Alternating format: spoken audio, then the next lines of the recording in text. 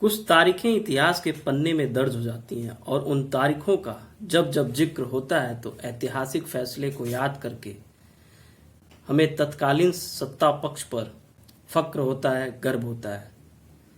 5 अगस्त 2019 की वो तारीख भविष्य में जब जब साहसी कदमों की मिसाल दी जाएगी तो शायद उसका ओहदा सबसे ऊंचा रहे। नमस्कार, मैं आशीष शुक्ला और आप देख रहे हैं हमारा YouTube channel journalist Ashish Shukla.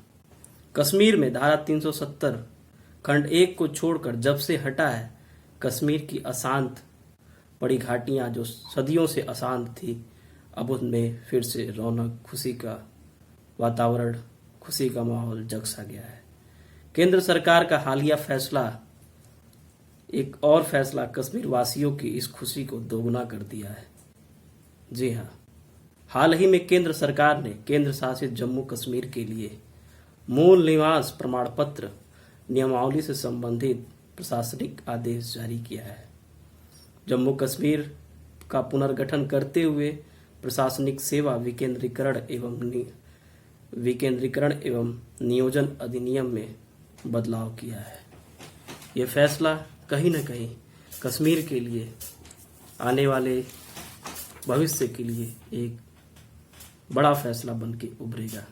जैसा कि आप सभी जानते हैं कि कश्मीर में धारा 370 हटने के पहले वहाँ के जो अलगाववादी नेता हैं वो तमाम तरह के बयानबाजी और कह सकते हैं कि गीदड़ बत्तियाँ हमेशा देते रहते थे कि कोई भी सरकार अगर कश्मीर से धारा 370 हटाती है तो कश्मीर में खून की नदियाँ बहेंगी। लेकिन हम शुक्रगुजार करते हैं भाजपा गवर्नमेंट की, मोदी सरकार की, जिसने यह साहसी फैसला उठाया। आप सभी जानते हैं कि 1990 से ही न जाने कितने लाखों की संख्या में कश्मीरी पंडित बेघर हो गए हैं। ऐसे में कश्मीर वासियों के लिए, उन कश्मीर पंडितों के लिए धारा 370 हटना एक साहसी फैसला है। सरकार का यह ऐतिहासिक फैसला पीओके पाक अधिकृत कश्मीर से आए उन 5 लाख शरणार्थियों को मिलेगा, 1956 में लाए गए वाल्मीकि परिवारों को मिलेगा और गुरखों को तथा जम्मू कश्मीर से बाहर शादी करने वाली महिलाओं के बच्चों को मिलेगा। उनका सपना साकार होगा। अब वे सभी जम्मू कश्मीर के नागरिक बन जाएंगे। वैसे भारत में तो एकल नागरिकता का प्रावधान है, लेकिन आप सभी जानते हैं कि जब तक कश्मीर में धारा 370 थी, 35A के उपबंध के तहत कश्मीर का एक अपना अलग संविधान होता था। भारत की एकल नागरिकता होने के बावजूद कश्मीर की भी एक अलग नागरिकता प्रदान की जाती थी।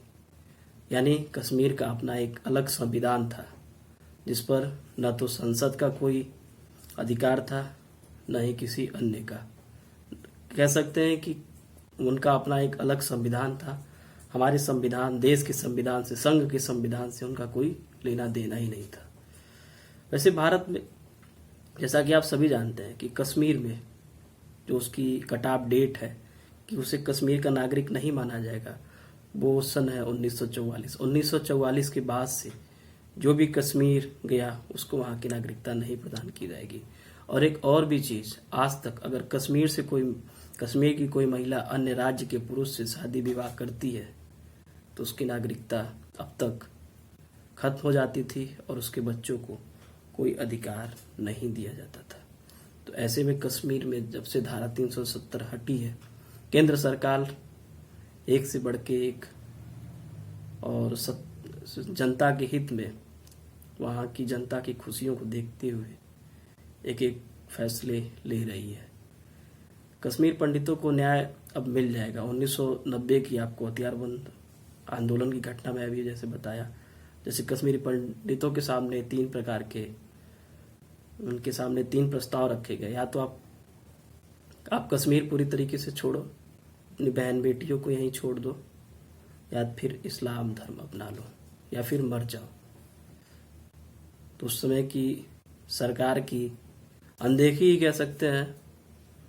सरकार कहीं न कहीं अपने वोट बैंक की राजनीति के कारण अब तक उन कश्मीरी पंडितों के दुखों को कोई भी सरकार नहीं देखी थी। उनके दुखों को कह सकते हैं कि दरकिनार करते आई थी मात्र अपने वोट बैंक की राजनीति के कारण। लेकिन मोदी सरकार जब से दोबारा सत्ता में आई है तब से कठोर से कठोर कदम ले रही है।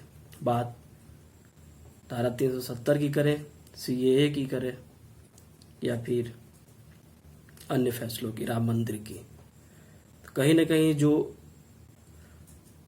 वर्षों से जो फैसले अटके पड़े थे, कहीं न कहीं वोट बैंक की राजनीति के कारण अब मोदी सरकार उन फैसलों का निपटारा कर रही है, आम जनता, आम हित को ध्यान में रखते हुए। लेकिन जो इसके उपबंध दिए गए हैं स्थानीय नागरिक प्रमाण पत्र होने के, मैं आपको बता दूं कि अब पहले वहाँ पे ये था कि स्थानीय नागरिक प्रमाण पत्र होंगे जम्मू कश्मीर के लिए, लेकिन अब जैसे पूरे राष्ट्र के लिए एक मूल निवास प्रमाण पत्र होता है, वैसे ही अब कश्मीर के लिए भी मूल निवास प्रमाण पत्र हो जाएंगे। अब कोई भी जाके, भारत के किसी भी राज्य का नागरिक जाके कश्मीर में अस्थायी नागरिकता ग्रहण कर सकता है। इसके जो क्राइटेरिया बनाए गए हैं वो 3 क्राइटेरिया हैं। जो 15 वर्ष से कश्मीर में रह रहा है उसको अब वहाँ कश्मीर की नागरिकता प्रदान की जाएगी। जो बच्चा 10वीं या 12वीं पास किया है अथवा जो, और साथ ही साथ जो 7 साल से कश्मीर राज्य के अंतर्गत विद्यालयों में अपना शिक्षण ग्रहण कर रहा है, उसको भी नागरिकता प्रदान की जाएगी। तीसरा, जो व्यक्ति 10 साल से कश्मीर प्रशासनिक सेवा में कार्यरत है उसको भी कश्मीर की नागरिकता प्रदान की जाएगी। लेकिन कहीं न कहीं आज भी ये जो 3 क्राइटेरिया उपबंध बनाए गए हैं वो कश्मीर को विशेष राज्य का दर्जा दे रहे हैं।